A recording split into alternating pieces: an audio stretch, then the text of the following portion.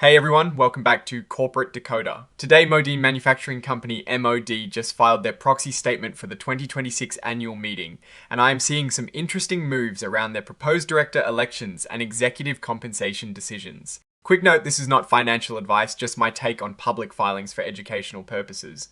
This proxy statement is a pretty big deal. It tells us what the company wants its shareholders to vote on at their annual meeting. Think of it as a roadmap for the company's future and how it plans to reward its top people. We're going to dig into the key points to see what is really going on behind the scenes at Modine. First up, the meeting itself is scheduled for the 20th of August 2026 and it is going to be held completely online.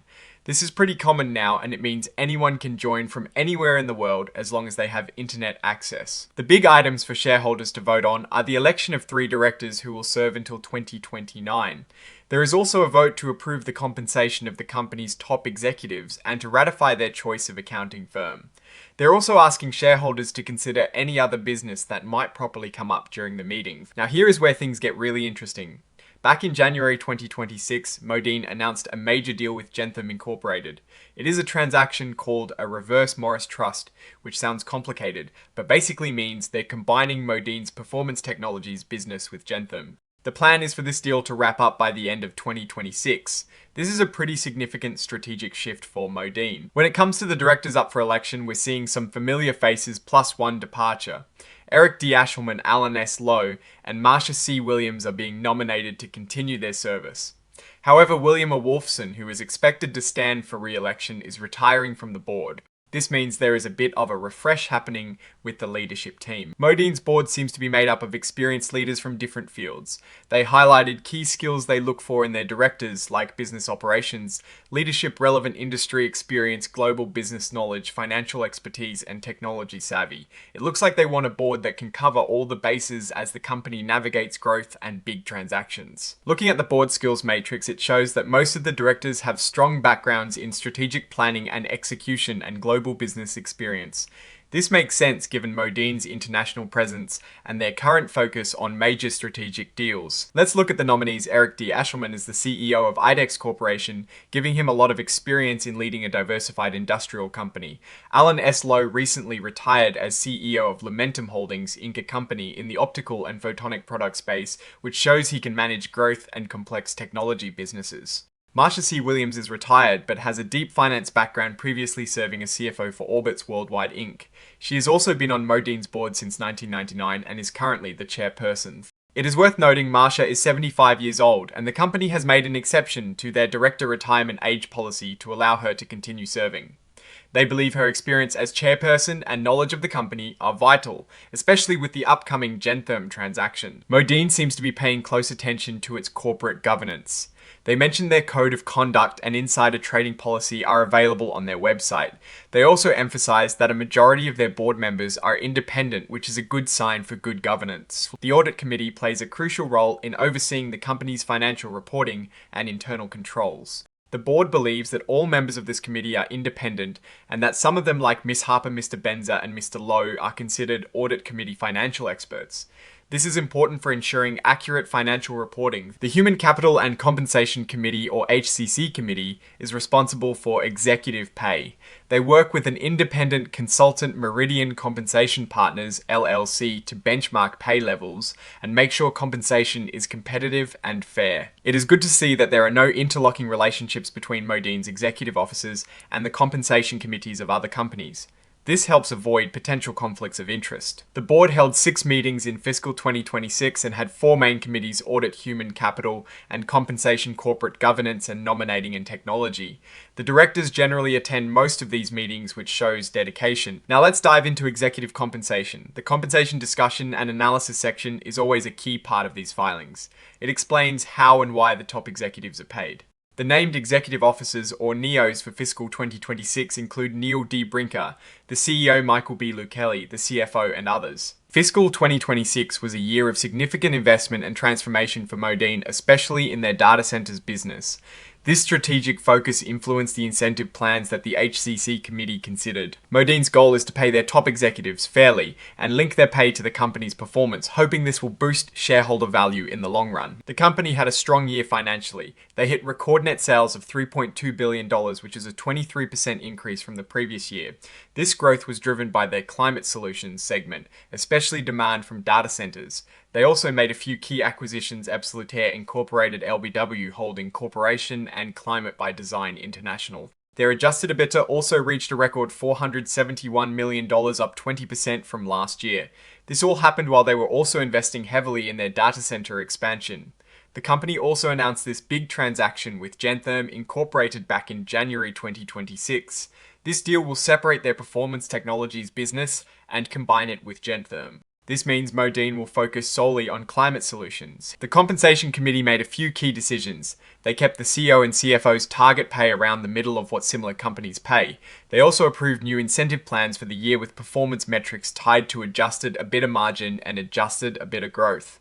These are important because they are directly linked to how well the company is performing and ultimately to shareholder value. Last year, shareholders gave strong support to Modine's executive pay practices, with over 96% voting in favor. This shows that generally shareholders are happy with how the company is handling executive compensation. Modine really emphasizes paying their executives for performance. A big part of their pay is tied to how well the company does financially through short-term and long-term incentives. They believe this aligns the executives' interests with those of the shareholders. The Compensation Committee uses a group of similar companies called the Compensation Benchmarking Peer Group to make sure Modine's executive pay is competitive. They aim for pay to be around the middle of the market, but actual pay can go up or down based on performance. This peer group includes companies like Aon Incorporated, Allison Transmission Holdings Incorporated, and A.O. Smith Corporation. These are all industrial companies that operate in similar markets to Modine. Modine's executive compensation program is built on a few main ideas. First, they want to attract and keep good people. Second, they aim to pay executives fairly but not excessively. Third, they expect strong financial results and believe compensation should reflect this. Lastly, a good chunk of pay is tied to company performance through equity incentives. The CEO's compensation is more heavily weighted towards long-term incentives. This means his pay is more directly tied to the company's long-term success. The pay package for executives includes base salary annual incentives through the management incentive plan and long-term incentives through the long-term incentive plan. Base salary is meant to attract and keep executives, and it is influenced by individual performance and the executive's experience. The company increased base salaries for most NEOs in fiscal 2026 to keep them competitive. The Management Incentive Plan, or MIP, is a yearly bonus program tied to how well the company does. For fiscal 2026, the key performance measures were adjusted EBITDA margin and adjusted EBITDA growth. These are important because they reflect the company's profitability and its ability to grow earnings, which directly impact shareholder value. Modine's performance in fiscal 2026 surpassed targets for adjusted EBITDA margin and growth. This means the NEOs earn significant bonuses based on their performance. The Long-Term Incentive Plan, or LTIP, is designed to reward executives for the company's performance over a longer period, usually 3 years. For fiscal 2026, this plan included performance share awards and restricted stock units. The performance metrics for the PS awards were cash flow return on invested capital and average annual adjusted EBITDA growth. Modine reported strong results for these metrics in fiscal 2026, meaning the NEOs are on track to earn substantial long-term rewards. The filing also details what happens if an executive leaves the company due to retirement, death, disability, termination without cause, or in the event of a change in control. These benefits are designed to provide security and recognize the executive's contributions. Notably, Mr. McGuinness is retiring on the 30th of June 2026 with some special arrangements for his equity awards tied to his continued service. The deal with Gentherm is a huge part of the story. While it is not technically a change in control for everyone under the existing agreements, it triggers specific payouts for Mr. Patton, who is moving to Gentherm. The company has also adjusted how equity awards will be handled following the transaction to ensure fairness for employees moving to Gentherm and those staying with Modine. The filing includes the CEO pay ratio, which compares the CEO's pay to the median pay of other employees. For fiscal 2026, this ratio was about 1 to 256. This means the CEO earned 256 times what the typical employee earned. This section directly compares the executive pay to the company's performance over the last few years. It shows a general alignment between compensation and total shareholder return and adjusted EBITDA, which is a good thing. While net income fluctuated, the company's pay practices seemed to be generally in step with performance. Looking at the financials specifically for fiscal 2026, Modine reported adjusted EBITDA of $471 million, which is up from $392.1 million in fiscal 2025.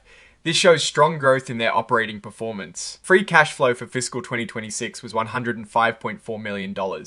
This is a slight decrease from $129.3 million in fiscal 2025, but still represents positive cash generation after accounting for capital expenditures. This is the say on pay vote. Shareholders are asked to approve the executive compensation as disclosed.